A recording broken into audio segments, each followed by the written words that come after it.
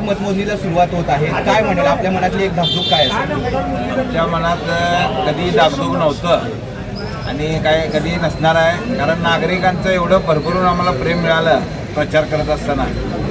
चारी भारतीय जनता पार्टीचे उमेदवार प्रभाग क्रमांक 4 मधून निवडून येतील याचा मला विश्वास आहे. आदरणीय विजयकुमार देशमुख मालकांच्या कामाची पावती आम्हाला नक्कीच मिळेल प्रभाग 4ला. एवढंच बोलतो. एकीकडे वंचित बहुजन आघाडी होती, दुसरीकडे राष्ट्रवादी काँग्रेस होती. या तिरंगी लढतीमध्ये ह्या मतदानाचा कौल जास्त करून कोणाकडे होता, कोणाकडे झुकला आणि काय वाटेल या संदर्भात आपल्याकडे? आमच्याकडे काय असं लढत वाटलंच नाही. सगळं भारतीय जनता पार्टीचंच वातावरण होतं. समोर उमेदवार कोण आहे असं विचारत होते आम्हाला नागरिक. म्हणजे मतदारांकडे आम्ही जात असताना तुमच्या विरोधात उमेदवार कोण आहे हे विचारत होते. त्यामुळं मला काय तसं वाटतं. वंचित बहुजन आघाडीच्या मताचं विभाजन झालं का प्रभाग 4? मला वाटतं